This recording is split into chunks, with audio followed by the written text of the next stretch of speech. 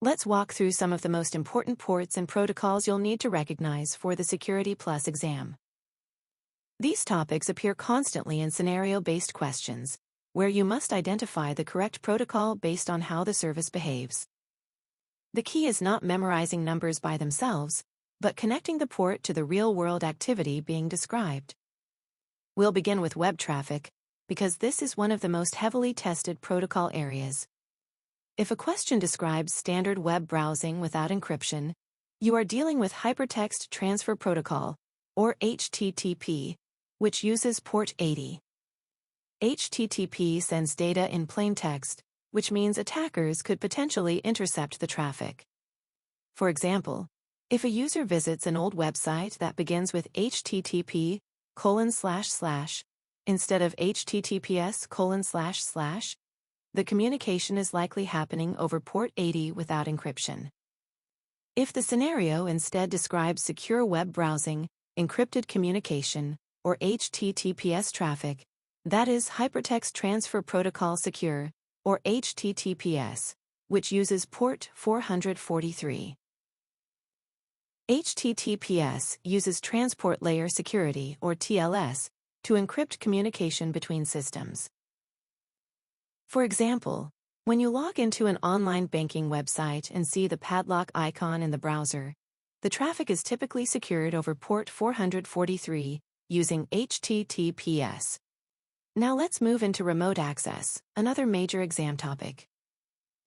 If the question describes secure remote login, encrypted command line administration, or secure terminal access, you are dealing with Secure Shell, or SSH, which uses port 22. SSH securely encrypts remote sessions and is commonly used by administrators to manage servers. For example, a Linux administrator remotely connecting to a web server from home would likely use SSH over port 22. If instead the scenario describes older remote command line access that does not encrypt communication, that is Telnet, which uses port 23. Telnet is considered insecure because usernames and passwords are transmitted in plain text. For example, if an administrator connects to a legacy network switch using an older remote terminal application without encryption, the protocol may be Telnet on port 23. Now let's include remote desktop protocols, because these commonly appear in Security Plus questions. If a scenario describes graphical remote administration of a Windows system, you are dealing with Remote Desktop Protocol, or RDP, which uses port 3389. For example, a help desk technician remotely controlling an employee's Windows workstation from another office would commonly use RDP over port 3389. If the question instead describes remote graphical desktop sharing or screen control across platforms, especially in support environments, that points to Virtual Network Computing, or VNC, which commonly uses port 5900. For example, an IT support technician remotely viewing and controlling a user's desktop through a cross-platform remote support tool may be using VNC over port 5900. Now let's transition into email protocols, because these are frequently tested together. If a question describes sending email between servers, you are dealing with Simple Mail Transfer Protocol, or SMTP, which uses port 25. SMTP is responsible for sending outgoing email. For example, when a company mail server forwards outgoing email messages to another mail server across the Internet, it commonly uses SMTP over port 25. If the scenario describes downloading email messages from a server onto a local device, that is Post Office Protocol version 3, or POP3, which uses port 110. POP3 often removes messages from the server after download.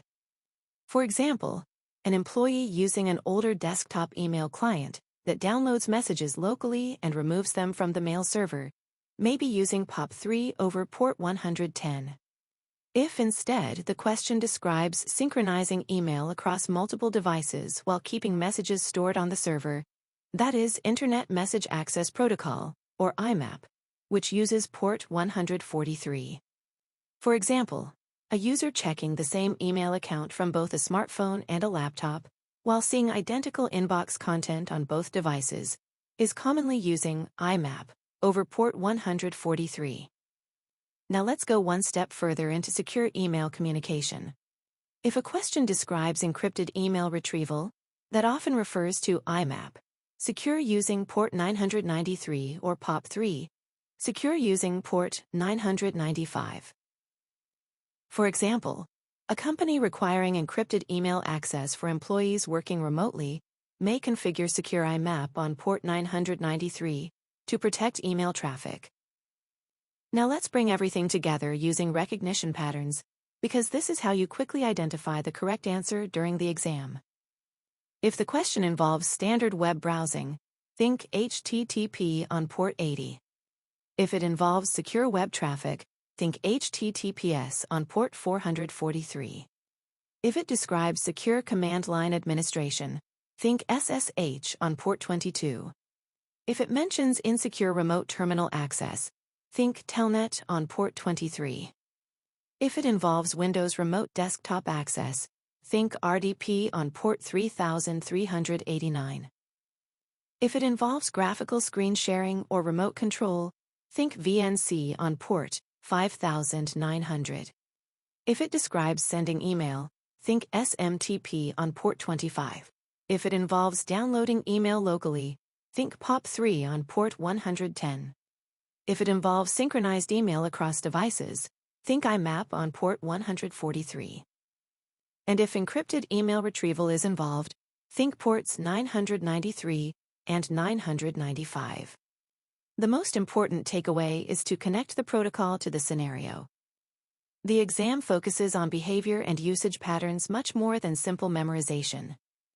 If you can recognize the difference between secure versus insecure communication, command line versus graphical remote access, and sending versus retrieving email, you'll be able to eliminate incorrect answers quickly and confidently choose the correct protocol and port.